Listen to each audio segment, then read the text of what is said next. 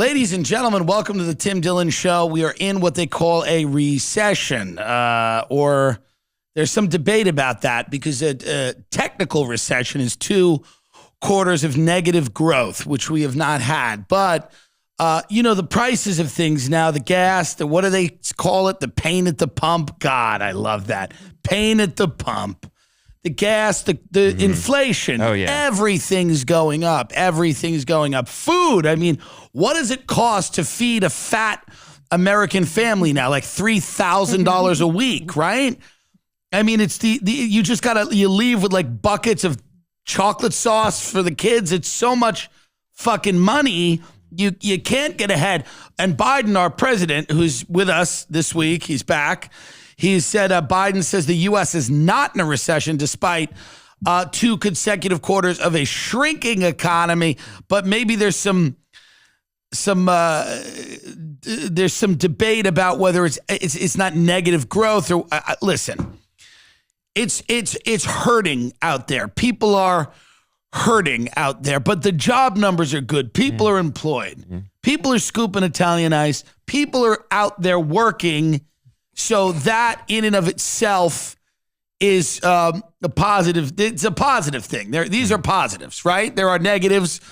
The gas being very high, the food, the cost of, flying, if you can even fly. They just cancel everything now. They just cancel the flights. But certain companies are being creative with this. And this is what I want to tell you. You have to be creative to survive. You're not going to be able to get through this time unless you survive. Airbnb has decided to start trafficking women. And this is creative and it's a good business. It's controversial for sure. But Airbnb, it's a company that I love and respect. Great company. They are now moving on from just simply a hotel service to a trafficking the women that stay in the hotels, to stay in the homes. Now, Airbnb is saying, let's traffic those women to local traffickers, and that will make us a little bit on the top. They want a little extra on the top. So this is an article here. Florida woman alleges Airbnb host in Tulum attempted to sex traffic her and friends. I gotta say, smart, right? It's just smart. So you have the Florida woman claims Airbnb host. So St. Petersburg woman, Amber Jackson, had the scare of her life while checking into an Airbnb in Tulum. Upon checking into the vacation home, Jackson and her friends noticed that there appeared to be blood on the gate. The concierge team assured her that it was just paint. So the Airbnb concierge team, I don't know if you know this now, they will assure you that the body in the house is a joke. Like the Airbnb concierge team, their job is to just let you know that whatever bodily fluid that you find on your rental property is supposed to be there. That's part of the experience. Don't worry about it. And they said it's just paint. And Jackson didn't believe them. Amber Jackson said, I don't believe you. Once inside, Jackson noticed that the keypads were not set for the rooms. This would allow anyone to walk into the home and have access to the belongings or the women themselves. After configuring the keypad herself, Jackson was ready to head out and have fun with her friends. Okay. However, when they returned, they found a strange man standing outside the home claiming to be security. It's important to note that by this time they had been there for a few days and never saw security any other nights. Jackson immediately contacted the homeowner and concierge team to verify the man's claims, but nobody answered for the entire night. The women guarded themselves with knives as they slept and checked out early the next morning. So this is now what Airbnb is doing. Airbnb has decided that they need to start earning more money. How can you earn more money? Right now, trafficking your guests. This is the best way to do it. I mean, it's great. And they gave her a refund of $67. And they didn't traffic her, which may say something about the way she looked and the way her friends looked. They might not have been trafficable.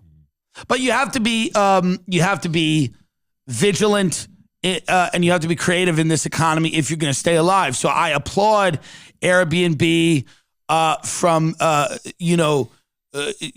like expanding their business model from the general staying in people's dilapidated homes to actually trafficking vulnerable people who stay at their properties. So that is a great, by the way, hats off to everyone at Airbnb for making this change in your business. And when you report earnings, I'm sure that people will respond positively to this. I think investors are going to like it. I think people are going to go, well, here's a company realizing they're on the way out, because they are on the way out. People are getting sick of it. Hotels are back, and we've made this point before. You know, the mystique of the Airbnb, staying in someone else's house, vacationing in someone else's life, going, oh my God, do I want to live in Charleston? Let's see. This is all over now. The pandemic has ended. You're back to your horrible life. You've returned to your horrible life. You can no longer pretend to live in 90 other lives. During the pandemic, everybody had this fantasy where they could go around the country living in people's lives. People were putting cowboy hats on and line dancing. They had no idea who they were.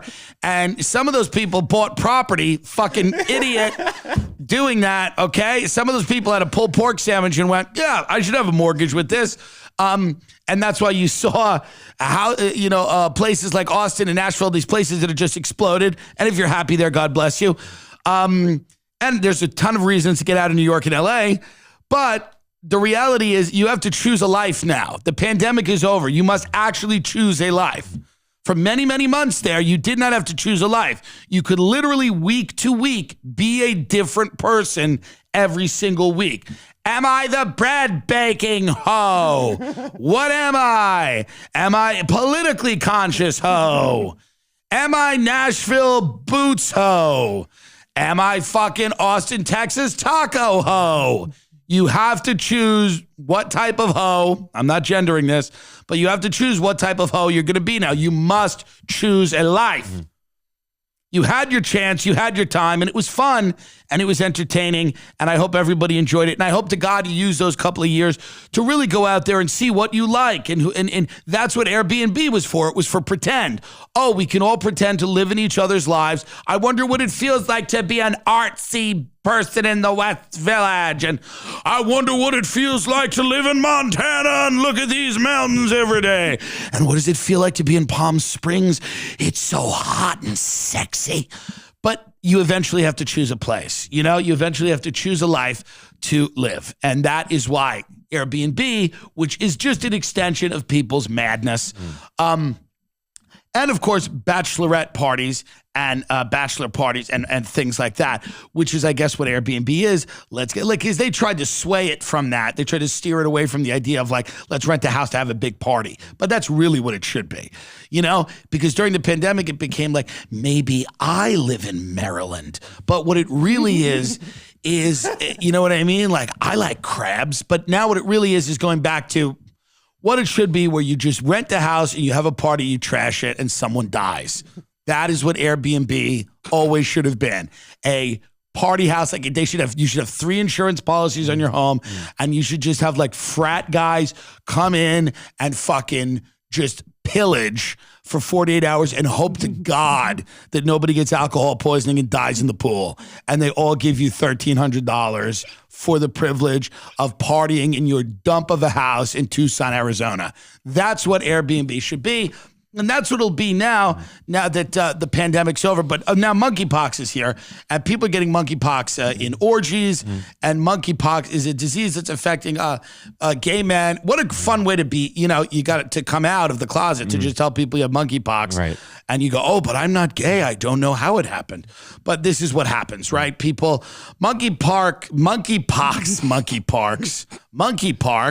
a new Discoveryland community. You know, the Discoveryland people, now many of you don't know about the Discoveryland people because you're just out of it. But the Discoveryland people are the people that are behind the new development in La Quinta out in the desert of California called the Madison Club, where the Kardashians live. The Discoveryland properties, and they have one in Coeur d'Alene, Idaho, and they have a bunch of them. And what they are is an investment group that caters to high net worth individuals that want to have homes all over the country in different desirable locations, like the mountains, the beach. Some of them want to live in the woods, and they spend like 2 weeks, a year in each home. And what they do is they entice a bunch of celebrities to buy these homes very early on. Like Leo, they give a house to Leo DiCaprio, and then he goes to like the local general store, and then the photographers photograph him there.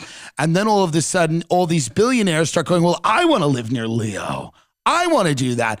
So the Discoveryland people go, well, he's got a house in the development. Act now. And all of these houses, like, there's one house on sale in the Madison Club right now. It's $26 million. So it's very, very expensive. And they are a interesting, when I like to keep tabs on what the super rich are doing, what super wealthy people do. Interests me, especially as things unfold the way they are in our society, right?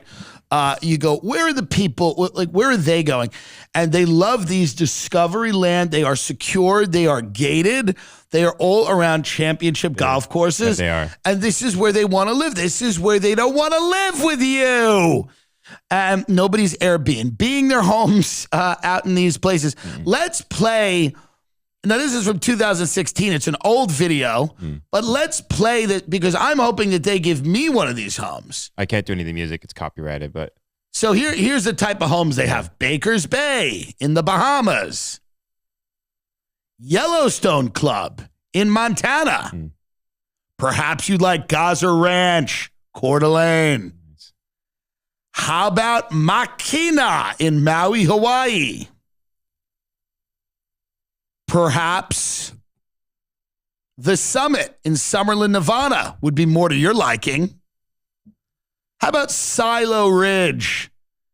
I love these names. These sound like white supremacist compounds. The Madison Club in La Quinta. Beautiful. El Dorado. They kind of stole that one, huh? Yeah. So what they do is they just go around the world creating these little Narnias for people. Now, why haven't they done one in Austin, Texas? It seems like a no-brainer to me to have a Madison. I mean, what is wrong with them? Are they nuts? Are they stupid? Are these people daft? It seems to make so much sense to me to put one of these places in Austin, Texas, which is, let's get the weather up right now. What is the weather in Austin, Texas? This is when, folks, I got to be honest with you, California, you can hate it, and I'm not saying you shouldn't, but the climate, we really are winning climate right now. Austin, Texas, 100 degrees, humidity 41%. Yeah, and it's been that way for what? Like forever. Yeah, and it'll go up to 103 by Wednesday. Why doesn't the Madison, why doesn't the people behind the Discoveryland properties build a luxury, because what they should do is build a luxury compound in Austin, Texas, where every single house has its own podcast studio and comedy club. Every house. So every 15,000 square foot house has a comedy club in it where rich psychopaths can pretend to be comedians. And why not? And do podcast. It's a great idea because that's, part of the appeal of Austin at the moment, right? Is the idea that you've got something to say. So why not? Don't billionaires have things to say? Oh, yeah. I think it's a great idea. And I am ready to support it. Now, what are you doing in this economy to safeguard yourself and your family? I have a bookie. You are betting now, and you are gambling. Is this true? A little bit, but not much. But you're such a degenerate addict. Do you not worry that this behavior will metastasize into a real problem? It might, but I'm keeping a safeguard on it. What is it for you? Like the thrill? It heightens the experience. Of what, life? Of baseball. And you bet how much money? Sometimes I'll bet up to $400 on a game. But this is a real problem. It's kind of insane I'm doing it, yeah. No, but are you winning? I am winning. All the time, enough? Well, I'm up. I bet units. You bet units. I'm up units. Who is this bookie? He's just a guy I met through our realtor friend. Remember the guy with the hat? Our loser realtor friend introduced you to a bookie who you're now betting on baseball games with? He's like a trust fund kid, and he just like is my bookie. Because you're not allowed to gamble in California. Arrest him. This is an admission of guilt. Come into the studio, take him away in cuffs. You will hear nothing from me. I hope they do arrest you, and I hope they save your life because you deserve to be in jail. Mudwater is amazing. It's a coffee alternative with 4 adaptogenic mushrooms and Ayurvedic herbs. With 1/7 of the caffeine is a cup of coffee, you get energy without the anxiety, jitters, and crash of coffee. Each ingredient was added for a purpose. Cacao and chai for mood, and a microdose of caffeine, lion's mane for alertness, cordyceps to help physical performance, chagas and reishi to support your immune system, turmeric for soreness, and cinnamon for antioxidants. We love it. Mudwater is a Whole30 approved, USDA organic, non-GMO, gluten-free, vegan, kosher certified. Mudwater has launched their new evening ritual, the Rest Blend, a non-caffeinated tea that you love that promotes relaxation and rest because the best morning rituals start the night before. Go to mudwater.com/Tim. That's MUDWTR.com/Tim to support the show and use the code TIM for $5 off. Mudwater is great, especially if you're sick of coffee. I phased out coffee a while ago. We're switching to Mudwater. Keeps us alert, awake. Our brains are good. We can do the show. It's really great. Go to mudwater.com/Tim. That's MUDWTR.com/Tim. I'm telling you, you get $5 off your first shipment. You will not regret it. I like to drink it with a little oat milk. Honey too. Well, it's great because the coffee hurts your stomach, but this stuff, the taste is better. It doesn't hurt your stomach. Let me tell you what I did the first time I had Mudwater. I was not even like, I was feeling so sad. Mm-hmm. And I had Mudwater for the first time. And I was walking around my neighborhood. And I saw a robbery. A man was robbing a woman of her pocketbook. Now, that's horrible. It's not funny. If I didn't have that Mudwater, I don't know what I would have done. But I had drank the Mudwater. I went up to the man and I killed him with my bare hands. I grabbed his head and I dug my fingers in his eyes really deep to where they were about to pop out of his skull. And I bashed his head on the ground until it was just blood. So much blood I couldn't even see it. And then I gave the woman back her pocketbook. Mudwater.com/Tim Dillon. That's MUDWTR.com/Tim Dillon. Take your summer adventure to the next level with Bespoke Post and a new seasonal lineup of must-have Box of Awesome collections. Bespoke Post partners with small businesses and emerging brands. And you know I love this. You know, here's what you do. You give somebody Box of Awesome. You take a quiz, see what they're into. You give them one box every month. Okay? It's got about $70 worth of stuff. You spend $40 on it. It is great to send somebody who you might not see in a while, somebody who moved, going to college, to get all this cool stuff. No matter what they're into, Box of Awesome does all this, does the gift giving for you, but you still give the gift. How cool is that? Can I say something they just sent me?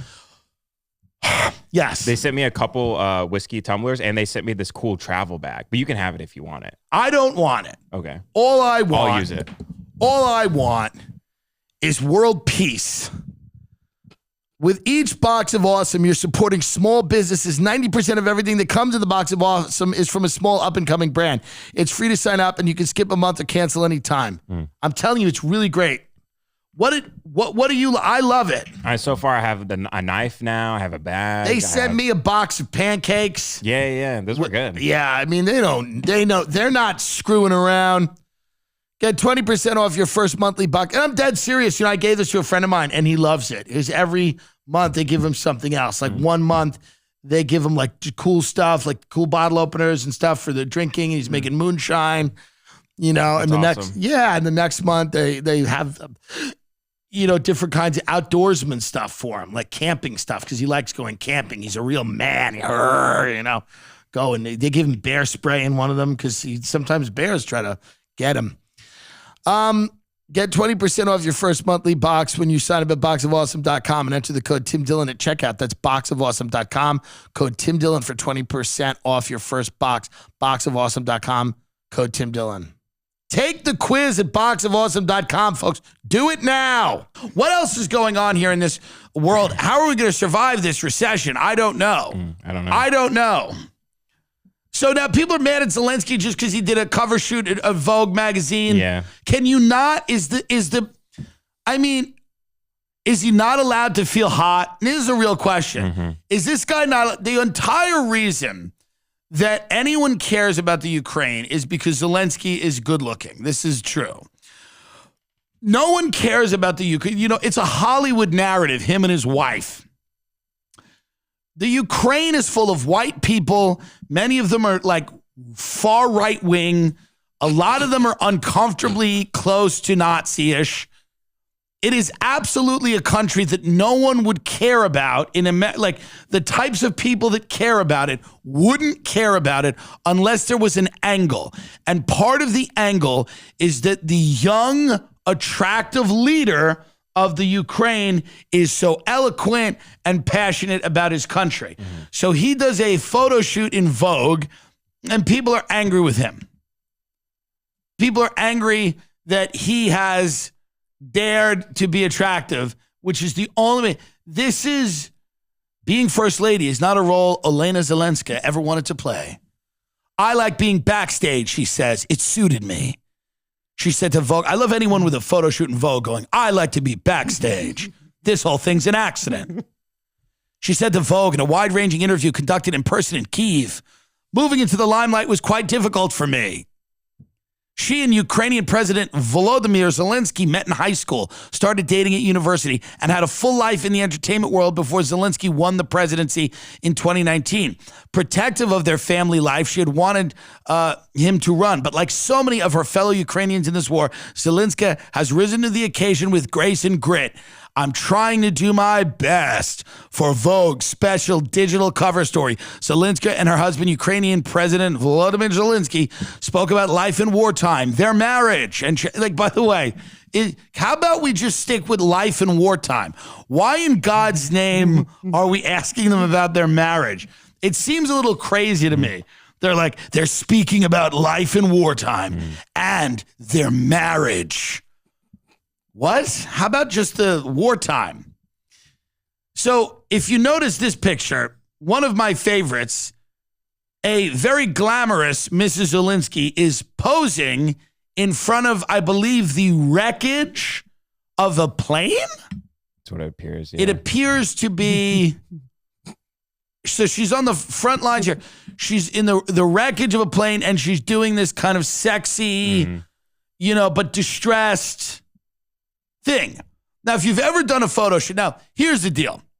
If you've ever done a photo shoot or you've ever been to a photo shoot, you know how incredibly bad taste this is because you have to do this multiple. They didn't just get these shots. This isn't like an accident. They have to do this multiple times. They have to get the lighting right.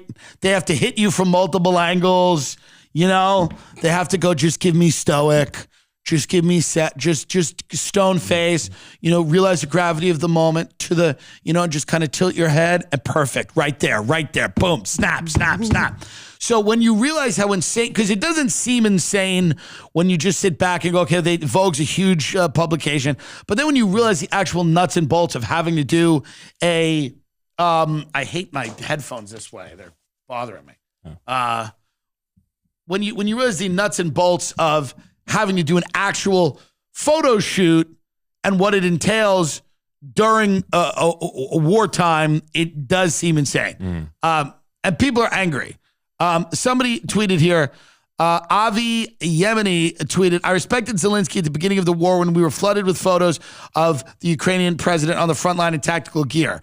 Turns out photos were faked and act like the man himself now posing for Vogue. Were those photos faked of him out there in the thing? Who knows? It's hard to know. We don't know. I'm sure some of them were, yeah. But stick with that because the Vogue is confusing people. It's confusing people. But they're going to do a Markle thing, right? Oh, yeah. They're coming over here. Oh, yeah. They're on their way. They are talking to the realtors from Selling Sunset right now. They are on their way to Los Angeles. They are headed for the big leagues. They're coming to Hollywood. Like Meghan Markle and Harry, the Zelenskys are coming to Hollywood. They want to be stars. They don't want to run that cunt. They don't care about it. Now they've gotten a taste of the big life. Yeah, baby. What are you going to do? Eat? What do they eat in Ukraine? I don't even know. But you're going to stew? You're going to eat that? Don't you have a chance now? Ben Stiller tells Zelensky he's my hero. He didn't know who he was a couple of months ago. So he's meeting with people because he's a production company, right? Who? Ben. So, of course. Yeah. Listen, 100%, the Zelenskys are coming and they are going to start producing stuff. And I'm telling you right now, some of it might be good. Because this is a real production. This whole thing has been a production. From the beginning till now, this is a production. And I think they're going to get quite tired of this war thing. They've used it and by the way, kudos to them for building a brand. Listen, no, I'm dead serious. I am 100% serious about all of this. They were fucking smart to use this to build a fucking international lifestyle brand, which is what they're doing. When you have an opportunity, seize it. Seize it. Don't let it pass you by. Rahm Emanuel said, never let a good crisis go to waste. Zelensky and his wife, late at night, pillow talk, they're going, hey, we are the talk of the town. Not this town, Hollywood. They love us. They love us in New York. They love us in London. We're big. We've got something here. We've got books. We've got documentaries. We got a fucking deal. We were the president of a shit country. No one gives a fuck about it. Nobody knew what it was. Nobody knew what it was. All of a sudden, Putin knocked some of it off, and we're in the game big time. We're heroes. Now we just got to negotiate some little fucking settlement that allows us to emerge victorious, and then we just, boom, we're in Montecito by the pool. And it's smart. It's fucking shrewd. And anyone who's angry at it, fuck you. They're ready to fucking enjoy the spoils. It's time to enjoy the spoils now. They faked this thing for long enough now with the fake flak jacket and the helmet. How many photo shoots?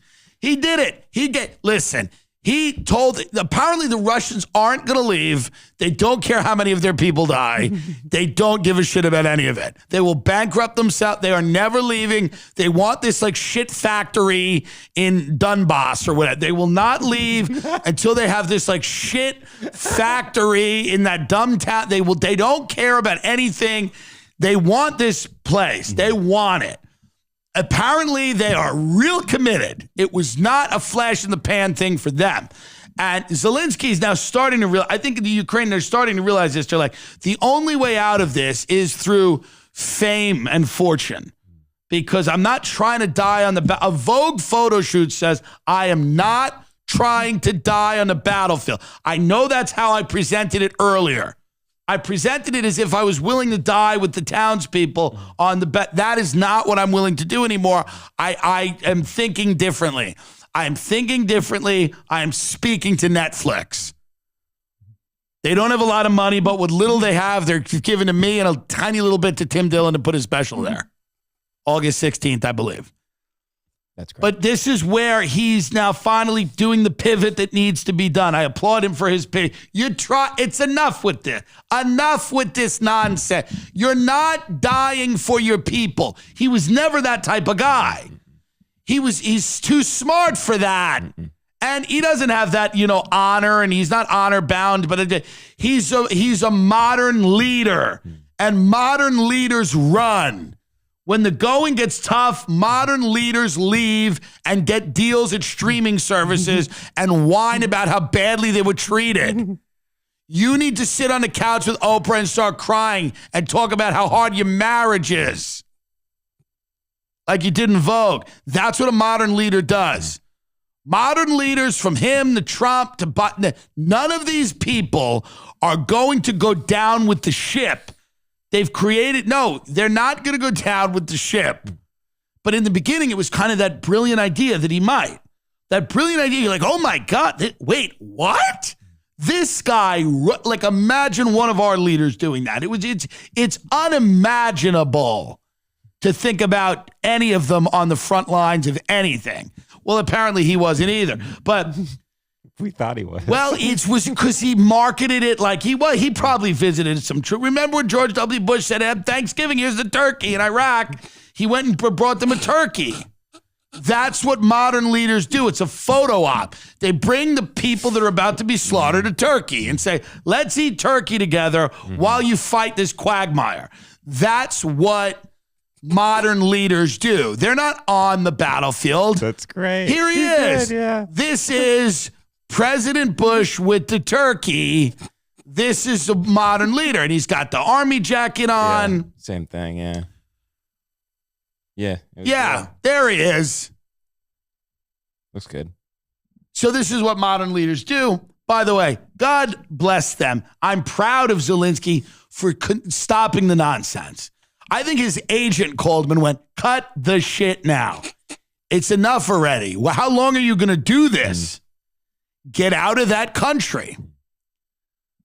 And how is the Ukraine war going, by the way? I mean, we no one cares anymore, but I imagine it's still happening. Let's see. And it saddens me, and I hope it, whatever. I mean, I don't know anymore. All I know is that the Russians are willing to stay there for a century. So none of this horse race stuff matters. It would only matter if the Russians cared a little bit about leave. They just don't want to leave. Right. They're not going to leave. They just will not go. They're going to keep coming back. Well, sorry. But, yeah, so now Brittney Griner, this a basketball player who went to Russia to supplement her income and smoked, what do they find? A hashish? Yeah, but it's the vape pen. The vape pen with a hashish oil, yeah. So they say. And now we are trading her for a Russian arms dealer. That's an even trade, huh? WNBA member for a Russian arms dealer. But whatever, we got to get her back. She's an American. We don't want her to come back like Otto Warmbier. Remember him, that college student? Oh, yeah. He went to North Korea. Supposedly he stole a flag like as a little prank. And then his parents, he was stuck there. And then finally his parents were like, oh, he's home. It's great. And then like literally his sister went on the plane, saw the condition he was in and ran off the plane screaming. It was horrible. It was horrible. I mean, they rearranged his teeth and scrambled his brain over there in North Korea. It was very bad. So you don't want Griner to come back like that. You want her to come back and play in the WNBA. But again, and I said this on the bonus episode, if we bail you out, then enough. Don't say anything other than like, I want you to be Candace Owens level patriotic if we trade a Russian arms dealer for you. That's all. That's all I'm asking. If we trade a Russian arms dealer for you and you come back, just be Candace Owens level patriotic. I mean, where it's annoying. Like the first post should be red, white, and blue in an all red, white, and blue thing, singing the national anthem. Like I'm just telling you, just be grateful. You're in a foreign country smoking hash. Nobody has to get you. But if this corpse, Biden, arranges to get you somehow by trading this whatever high-value Russian guy, or supposedly, just be happy about it, right? Just enjoy it and don't be like, don't come back and, just be happy. That's all I'm saying. Don't be negative in any aspect if you've just been brought back from Russia. I want that to be part of the deal. If the Biden administration was smart, part of the deal would be we're bringing you back on the condition that you are relentlessly positive about our country. No matter what, from here on out, you must be relentlessly positive about the United States of America, even in the face of mounting evidence to the contrary. You must be the most positive person ever. Why? Because we bailed you out of a Russian jail whilst at war kind of with them. During a Cold War, we bailed you out. That's amazing. Like, you can't come back and start being like, how many women were nominated for Best Director? Don't even start with that now. If you come back and start that, you got to go to Russia again. You can't come back and have any problems. You just have to chill. If you come back, you got to chill. The wife too. Yeah. And the wife. If you go on Oprah, you got to go, you know what amazes me? How great our country is. That's all you do. If we trade this fucking character from Die Hard so that you can come back to America and play a sport no one watches, you must at least be grateful. You must at least be grateful for this. I'm telling you. This must at least be something that warms your heart enough where you cannot literally complain about anything. You can't. So this economy, what else? How are people doing it out there? Are people figuring it out? Californians and other Mexicans are flooding Mexico City and the locals don't like it. Well, too bad. It works both ways. Yeah, white bitches are coming to your fucking town. That's right. You people come here and work hard. We go there and don't work. That's right. Hey, man, if you want it to be a big open world, you're going to have to deal with it. Occasionally, you send over some people that aren't great, and we're going to send over some people that aren't great. And that's the way it works. So the fuck what? Grow up. Mexico has long been the top foreign travel destination for Americans. Its bountiful beaches and picturesque pueblos luring tens of millions of U.S. visitors annually. But in recent years, a growing number of tourists and remote workers hailing from Brooklyn, New York, Silicon Valley, and points in between, oh yeah, baby, have flooded the nation's capital and left a scent of a new wave imperialism. Will you stop, the LA Times? Will you stop? A new wave of imperialism? Because what, they went there and got drunk? Listen to this. At Lardo, a Mediterranean restaurant where on any given night, 3/4 of the tables are filled with foreigners, a Mexican man in a well-cut suit recently took a seat at the bar, gazed at the English language menu before him and sighed as he handed it back. A menu in Spanish, please. This is what people in America say about Mexicans. They say, I don't want to look at things in Spanish, and all of a sudden we say that they're Nazi racist pieces of shit. And then the LA Times has an article where a Mexican guy goes, hey, can I have something in my native tongue? And they go, these white pieces of shit going to order fucking tacos in Mexico. What are we doing here? Do you want a global world or not? The LA Times is like the New York Times, except everyone, like the New York Times is wrong, but at least the people that worked there went to schools. Like the LA Times is like, these are the dumbest people. There are entire groups of people at the LA Times whose like beat is going around a comedy store with a black light trying to find Crystalia semen. Now, that's a job. Now listen.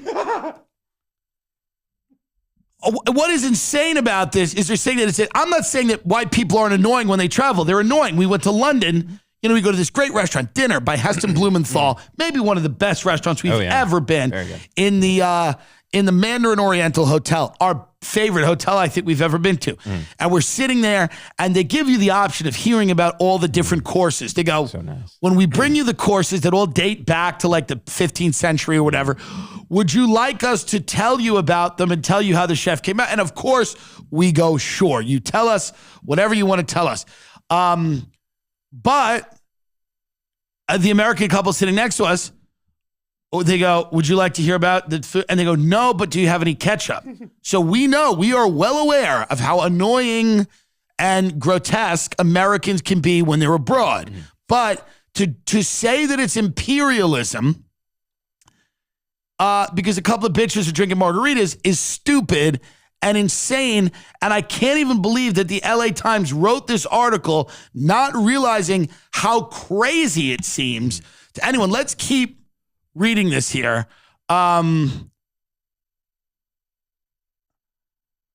Recently, expletive-laced posters appeared around the town. New to the city, question mark? Working remotely, question mark? They read in English. You are a fucking plague and the locals fucking hate you, leave. Now, how would that work if we put those up in places, border towns around America? Would that be good? Please don't, read one of the kinder replies. The city is becoming more and more expensive every day, in part because of people like you, and you don't even realize or care about it. Hugo Van de Moer, 31, a video game designer who grew up in Florida and Namibia, has spent the last several months working remotely from Mexico City, Montreal, and Bogota, Colombia. Said he understands why locals are vexed by the growing population of digital nomads. People, I guess, that are just, they work online and they can kind of live anywhere. Mm-hmm. Quote, there's a distinction between people who want to learn about the place they are in and those who just like it because it's cheap. I've met a number of people who don't really care that they're in Mexico. They care that it's cheap. Well, can this not be said for America? Can it not be said when people come to America, there's a distinction between, why is the Nintendo Switch on here? This is what Ray Kump gave me that. But it doesn't seem professional. But can't this be said about America here, that there's some people that are coming to America because they want America, they like America, and they want America, and there's just a lot of other people that are coming to America because it's an economic opportunity? Can't that be said about America? What a weird article that the LA Times writes. Despite growing tensions, Mexico City is not Paris, where an American stumbling over French in a boulangerie will get a dose of hostility along with her croissants. It's not Berlin or Barcelona, where locals in recent years have mounted major protests over excessive tourism and the gobbling up of urban properties by global investment firms.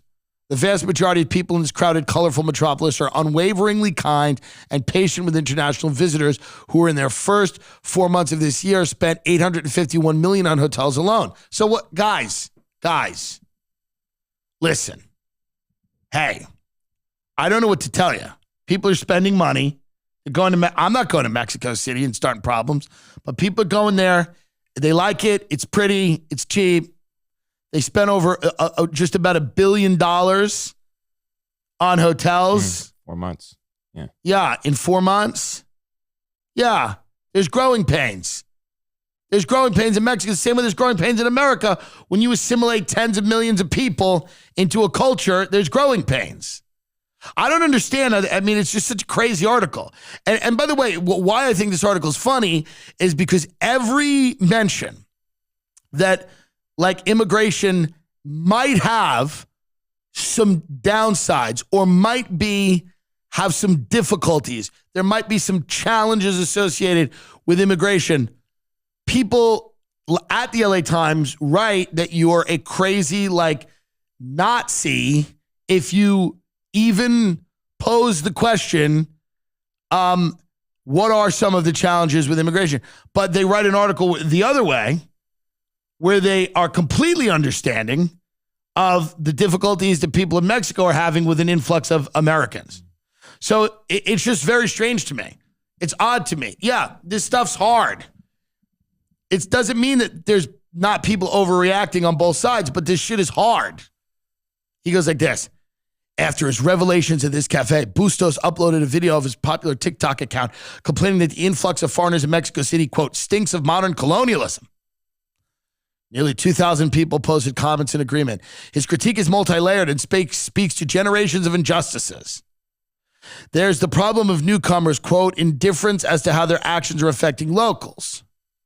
He also believes that Americans, many of whom are white, are reinforcing the city's pervasive, if infrequently discussed caste system. So the Mexican caste system is being somehow bolstered by the white people that are going there. This is why people's brains have been broken. And this is why you see people completely tuning out mainstream sources of news. Because this is written with no irony. People don't understand it. I mean, it's kind of a funny article where Mexicans are complaining about American immigration. It's kind of a funny article. And they're saying a lot of the similar things. They're saying, I want the menus in English. Yeah. Please put the menus in English. People come to this country because it's cheap. They don't really care about it. These are the exact same things said by people in America that are often critical of Mexican immigration into the U.S. So it's just very interesting. Now, does this article at any point acknowledge that? Probably not. Oh, here we go. Here's Bustos chimed in on it.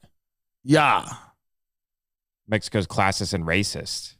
People with white skin are given preference. Now, if a local wants to go to a restaurant or a club, they don't just have to compete with rich white Mexicans, but with foreigners too. I thought he was saying the other way. But. Right. I mean, hey, man, at a certain point, this is what everybody wants, no? Mm. You want this globalized world? I mean, you're going to get some problems, right? Like, you might get some problems. I want to bring a bunch of white people now down to Mexico City and do a concert of traditional Mexican music. Like a bunch of people, real white, like Midwestern white people, to go down and sing traditional Mexican folk songs in like poorly pronounced, in like a Southern twang, like, hey, y'all, we're singing folk songs from Mexico. Sarah Lupton, a 35-year-old from North Carolina who came to Mexico City last year, as soon as she got her second COVID vaccination, said she fell in love with the, quote, romantic yet gritty aesthetic. She ended up, this is what they did in Bushwick. This is what they do all over the place. She ended up selling her video production company and relocating here in January with her Shih Tzu. Now she's learning Spanish, applying for residency, and exploring a new path as life and career coach. Can you imagine Sarah like, hi, I'm your career coach. Hi, what's your name, Luz? Hi, I'm Sarah Lupton. I'm a career coach. I grew up in Larchmont, New York. My father worked at a bank, and my mother sat in the kitchen and took pills. I went to NYU Film School because I wanted to make a great romantic movie, something that I'd never really experienced. I had a video production company that my father funded. We actually ended up just making videos for people's dogs, but it had enough value that upon selling it, I came here and bought, what is this called? A casita? Now I'm here. I'm learning your language and I'm telling you how to live. Luz, you're telling me that you have problems. Your brother became involved in the drug trade and he got his hand chopped off. You feel guilty because you don't have enough money to feed your children. Luz, can I introduce you to the concept of manifesting? Manifesting. Do you meditate? Do you ever sit down, Luz, and visualize where you would like to be in 5 years? I think you're doing yourself a great disservice. Now, who showed up to your house in the middle of the night? I understand that's distressing. But I think what you really have to focus on is you.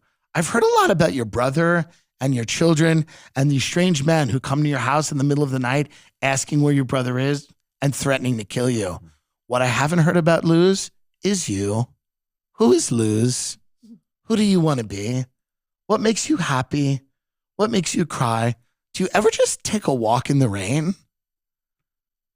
Do you ever just drink white wine and walk? Because in Larchmont, we had like 3 acres. It was too much.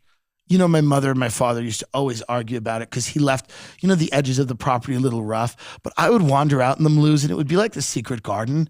And after the rain, you would see the butterflies, Luz, and they were so beautiful. And I would steal a little bit of my mother's wine. She always noticed.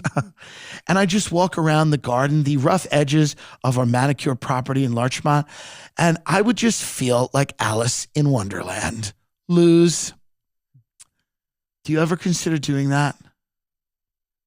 Because I'm telling you right now, I think the answer to your problem lies in reconnecting with you. What did the men say they were going to do to you? Well, that is horrible. That's absolutely hard. Luz, I'm not even going to repeat that. That doesn't even seem anatomically possible. Oh, you've seen it? One of your friends it was done to? Oh my God. And where did they leave the body? In the town square. Well, Luz, you can't live in the past. You have to live in the future. So Luz, this session was $70.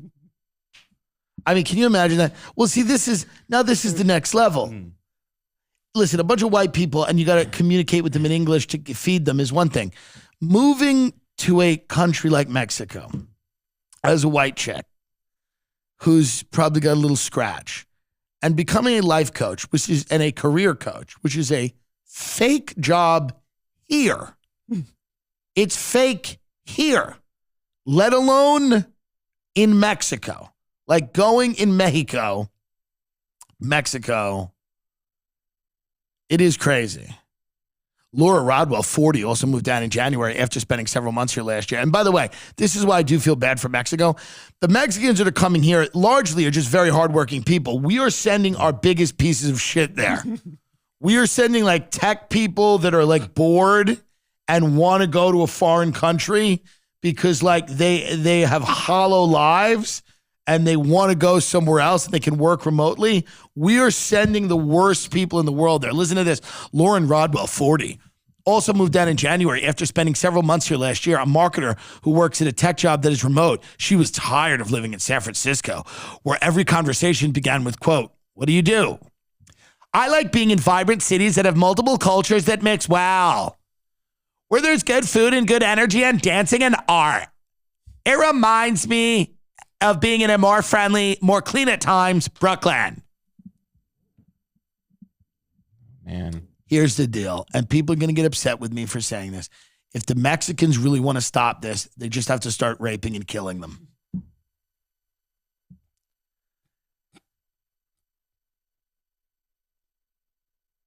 And I don't even know if that would stop it.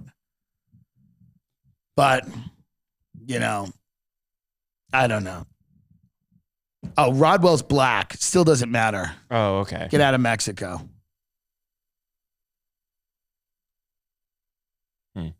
Interesting. I understand that the influx of tech people is trying at times, but I don't know what to tell you. You know, this is what happens. You have a global world, people from all over the place go, and, you know, they bother you. That's what globalism is. People all over the world travel and bother you, and unfortunately make it harder for you to live. That is what it is. And there are some benefits to that too. You get a cheap shirt and look, good food. Ordering all your summer essentials with Dash and Nekrasova.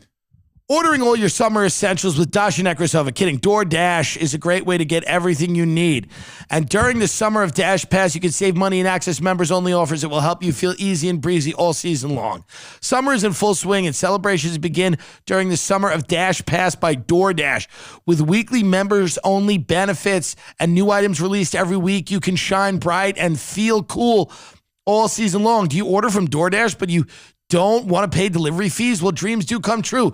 During the summer of Dash Pass, you don't have to. How about that? Just join and you get 0 delivery fees all year round, plus a lot of other member offers. Say hello to summer savings. With your Dash Pass by DoorDash membership, you can save an average of $4 to $5 on every order you place for delivery or pickup. That means on average, Dash Pass pays for itself when you order just twice a month. With members-only offers and items dropping every week, you'll have everything you need to make the most out of summer right at your fingertips. Shine bright during DoorDash's Summer of Dash Pass. Get 50% off your first order and up to $15 value. Use promo code TimDillon at checkout when you spend $12 or more. That's 50% off your first order, up to $15 value when you sign up for DoorDash during the Summer of Dash Pass using promo code TimDillon. Don't forget that. That's Tim Dillon for 50% off your first order, up to $15 value. Dash Pass benefits only on eligible orders that meet the minimum subtotal. Terms apply. And we'll probably use it right after this. I use it all the time. I use it all the time. Yeah, there's no delivery. I use it all the time. You broke the cactus. That's hilarious. We have this one. We have more. We love SteveWillDoIt. Let's go to his YouTube channel. What is he doing right now? He's a really good friend of ours. He helps a lot of people. He's the breakout star of the Nelk Boys. And you got to go to his YouTube channel at SteveWillDoIt. He has a new video called Why My Girlfriend. Aww. I don't think it's real. I don't know if any of it is real on YouTube with Warning, any. Steve is a trained professional. Do not attempt anything you see on this page. Like having your girlfriend. Okay, let's see. Okay, I don't know what he's doing, but let's. He's so crazy. He messages me that I'm racist. Well, you are. Yeah, it does. You're not a rookie. He knows. Oh shit! Somewhere I saw you. It was either here or Atlanta. Yo, Brittney, you getting exposed, Take a solo trip out there. What are you talking about? I don't forget faces at all. They look like they have a good time. They have a good time, you know. That's his girlfriend. Oh, that's She's his pretty. girlfriend, yeah. So yeah, can you please go to the other place and grab me a phone charger, please, while I film this outro? Okay, so this video, I was fucking with Selena, so I want to continue to fuck with her and make a video out of this. The title of this video has now changed from I'm dating a beautiful black stripper to something along the lines of me fake proposing to Selena. Okay, Selena wants to get married, right? High value men. But I'm gonna say whatever I gotta say. It's gonna be real, and then I'm gonna go and say, Selena Smith, check out the new ring I got myself. Like, check out the new ring I got myself instead of will you marry me? And then my friends over at White Carrot are gonna give her some real jewelry. Dude, imagine like Not that- Carlin had somehow lived. And like, he was like, you got the YouTubes and the Snapchats. Get YouTube, Snapchat. You got the Snapchats and the Instagram. You got the Reels and the, like, Yeah. how crazy. It's a would- big algorithm and you ain't in it. It's a big algorithm and you ain't in it. You and I ain't in it. You know? Yeah. Yeah. Wow. Fuck you. That is just rude. You were like crying. I think these people know that like none of their lot, like nothing that ever happens is real. Like she's eating dinner on a pool table. Yeah. And he's like pretending to propose. I think they all know that everything that can happen, like every single video where like, you know, he'll be like, listen, I have cancer or I'm going to propose or like nothing's real. So I think these people just, Tana Mojo did a video once with Jake Paul where she goes, I'm having your baby. And he's like, really? And she's like, no. And then all the cameras come out. Like, Oh, nice. they just do stuff like that. This is what they do. They're just committed. But you got to visit SteveWillDoIt over on the YouTube channel. He's really taking off. You know, he is. He's taking off. And he has a couple channels too. Oh, he's got a bunch. Yeah, he has a SteveWillDoIt too and all that stuff. He's got a lot. They're interesting people. I got to do their podcast. I keep telling them I had COVID and then I can do it and the whole thing. But we will get back to that. But support this guy because he's, you know, that's the best photo of him, by the way, in his sombrero. Yeah, I know. It's kind of hilarious. He's just culturally appropriating on this front He just page. like, he looks so happy. He looks so happy with like the big bottle of alcohol. Mhm. Yeah, I mean, he's done things that are like defy science. Like when the drinking and everything that he's done, it's crazy. SteveWillDoIt. Go visit him. Thank you. What else before we get out of here? Come see me, by the way, if you have not bought tickets for Wise Guys Comedy Club in Salt Lake City. Good Mormons out there, please come and see me. We'd really appreciate that. So cool. West Hampton Beach, doing a live podcast. Myself, Benjamin, Ray Kump at the West Hampton Pack. Special out on Netflix August 16th. Probably have a trailer and a little promotion coming out about that soon. This is fun. Surviving an active shooter, LA County Sheriff. This is great. An active shooter is part of American life. I don't even know if it's a bad part. It's just something. I don't even think you have to look at it negatively. It's a great time for you to show your ingenuity and your skill set. But this video, Surviving an Active Shooter, this is from 2015 because we've had this problem for a minute. let's play a little bit of this. Okay. Now, where did this go out to? Who got this video? So this is the LA County Sheriff's made this, but this has been making the rounds on Twitter. Is this here? Which I haven't been able to find because companies play it for people when they get hired now at places. Watching active shooter training for work. Yeah. This shit is insane. Yeah, and it's just like this guy just going ape shit on people in the place. And like everybody watches this before you work at Sears, Walmart. He's part of an American workplace. Yeah. So somebody taking a gun out of their bag in the middle of the day and blowing people's heads off is part of an American workplace. If you don't like it, move to Mexico City. Like any other, turned tragic today when an employee opened fire on his supervisor and fellow coworkers. Students, parents, they turned the comments off for this, obviously. After a bloody I would imagine. plunged this campus into tragedy. Details are just coming in, but we're being told that a heavily armed gunman opened fire this evening at the mall food court behind me. There's no official word on. I'll skip forward here. Here we go. This is for the people to know how to survive in any situation. You gotta get some sleep. You're looking like a vampire. You sleep. You ain't got no babies at home keeping you up. What the hell? Sim again. We've tried. I'm sorry. We're gonna have to let you go. Active shooter killings are a tragic, unpredictable reality. And how much blood? It's so much blood. It's so much, right? By the way, let's go back to that. That is so much blood. Are a tragic, unpredictable. So much blood. She goes, listen, we're going to have to let you go. We're going to have to let you go. And then he just blows her head off. He's like, fuck, but I want to work at this warehouse. You're telling me I can't work at this warehouse? He just goes out like it's just. 2006, the U.S. has averaged an active shooter event with 4 or more deaths every 2.9 months. Even though the number of active shooter events has been increasing, your odds of being involved in one are still very slim. That's nice. But just like fire drills and earthquake preparedness, making a plan in advance can make all the difference. Lizards live in tanks. I love this, like LA. If you do I love find these yourself like in the middle of a these weird the dialogue that they write in between the active shooter. The guy with the babies. One guy's like, "You ain't got babies keeping you up," and then this girl walks in and she goes, "Lizards live in tanks."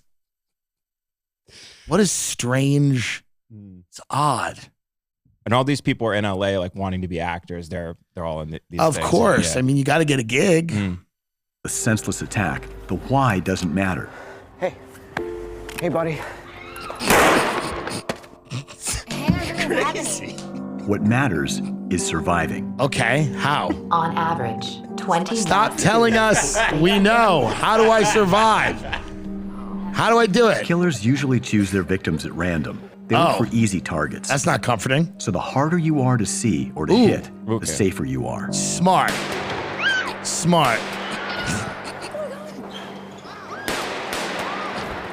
When an attack starts, if you can find a way out of the location, do so. Get out. Smart. If you stay calm and think clearly, even in the middle of a life and death event, you improve your chances of making it out. Visualize your movements in advance. What are we gonna do? Look at me, look at me. I can get us out. Stay behind me. Stay down. Use cover, something that will stop a bullet, and concealment, something that at least keeps you out of sight. Use cover, something that would stop a bullet. Use cover, something that would stop a bullet. Okay. At 245 DSV 417. So be at the town center shopping. I love this, like, the 911 guy. It's so routine. He's like, they're shooting up the mall again. Hey, we have, hello, is anyone working out there? Yeah, we've got another shooting at the mall food court. You know, what else you want me to tell you? It's America. Looks wearing a face mask, possible body armor. Use any available means to get out, including emergency exits or windows. Most restaurants and retail locations will also have exits in the back, through kitchens or stockrooms. How great would it be to see a guy just like following them through that, just shooting at them? You're not getting away. This part's crazy here with you'll see in a second. Even in the best cases, police are minutes, not seconds away. You must take action to protect yourself.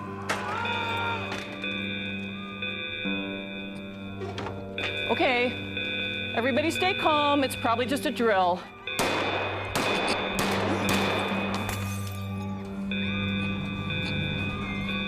I mean, it's like John Wick. The production is insane. Oh my god. Oh my god. Come here.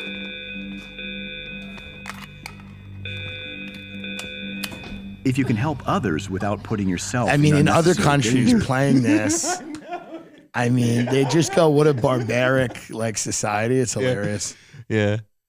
I want to get to the part with the cops because they're like, about how to approach the police so they don't shoot you. Well, the one thing I also. like about this video so far is they've not pretended the cops are going to help you. Like, that is Right. what I like. Right. Like, there's actually been no, like, wait for the cops or the cops are on their way. Mm-mm. The only thing they've said is the cops are minutes, not seconds away. And I think they should also follow that up with they may not even come in. The cops may choose to stand outside for an hour. So don't even think they'll necessarily help you. Yeah, because you're supposed to assist the injured. Like She's doing well, huh? She just got shot. She's like, oh boy. If you can't move safely to an I wonder why exit, she didn't book get any to a other room roles. or a confined area. Can you go back to that, lock down. please? Yeah. I wonder why she didn't book any other roles. She just got shot. Watch this. If you can help others without putting yourself in unnecessary danger, It's gonna be okay. do It's gonna so. be okay. What's her name? Lori. Lori. I'm Lori. If you can't move safely to an exit, Help get to me. a room or a confined area you can lock down. Then secure the location. It is weird. They tell you to do everything. You secure the location. You Oh, hide. well, no, I like Yeah. that. No, this is at least honest. They're not telling you the cops are coming to help you. I mean, where are Oh my god. There's somebody shooting. Well, that girl smiled. The black girl smiled a little bit. Really? Go back to that. Really? No. She goes in, she goes, there's someone shooting. The black girl literally smiles. Watch Oh this. my god. There's somebody shooting. Look at the black girl smile. That white bitch done got shot. Oh, that's great. Watch this, hilarious. Oh, that's great. They didn't edit that out. This is amazing. There's Watch somebody this. shooting. She smiles. Amazing. Away from the She window. literally great. smiled. You'd think that you'd think the director would be like, no, you're upset about this. Right. You're upset. This development bothers The you. director. No, but I mean, go back one more time. Yeah. The Oh, girl God. literally smiles. This girl comes in, she goes, there's somebody shooting. This girl literally smiles. Oh my god. There's somebody shooting. Everybody stay calm. Remember how I we mean, she's train. smiling. Like Everybody get in this flirtatiously. corner. Like, away from the windows. funny, like- Emergency bag from my She's desk. like, oh, this could be a Help fun her. day. Drywall won't stop a bullet, but there are steps to take to stay safe. Okay. Lock And or barricade the doors, turn off the lights, move away from any windows, and silence your cell phone. The other door Smart. doesn't lock. Move desks or anything. Just block it. A modern emergency bag can include a first aid kit, gloves, emergency plans for the building, and casualty cards to alert first responders to any wounded victims.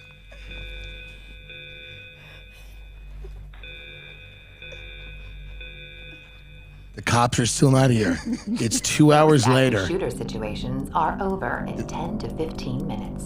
Attention Lakeway units, code 3 is needed. 245 GSV 417. It's going to be at Alexander. Not Uvalde. Uvalde was like 2 days.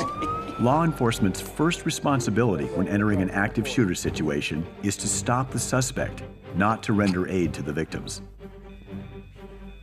Medical teams will enter the scene as soon as the suspect is no longer a threat or is confirmed in another location. Silence any cell phones and remain quiet. Do not alert the shooter to your presence.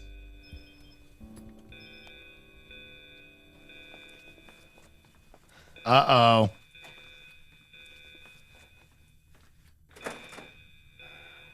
Is see just like a Snapchat notification go off.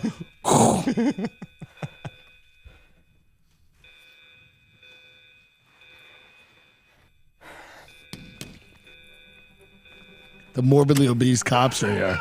Look how fat the cops are. Go back to that. Go back to how fat the cops are. They're very fat. Finally, after 15 minutes, the fattest cops you've ever seen will arrive.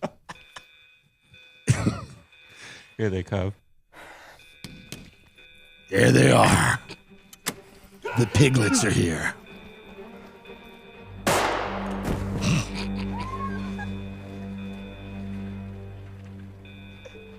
Sheriff's Department, is there anyone inside? Yes. So this I don't even understand.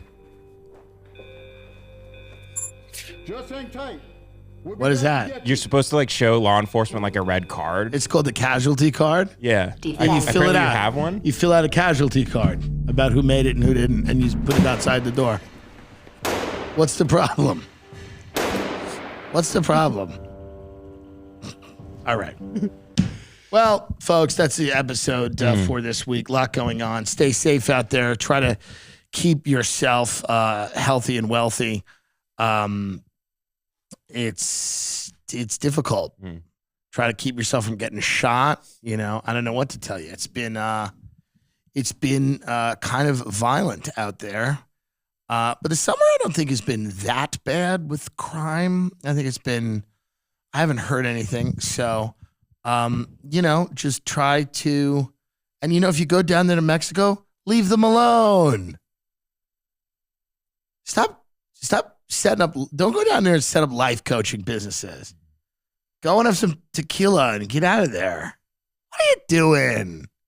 You're not? TimDillonComedy.com for tickets to the shows that we have. We will see everybody on Patreon and then next week. Thank you.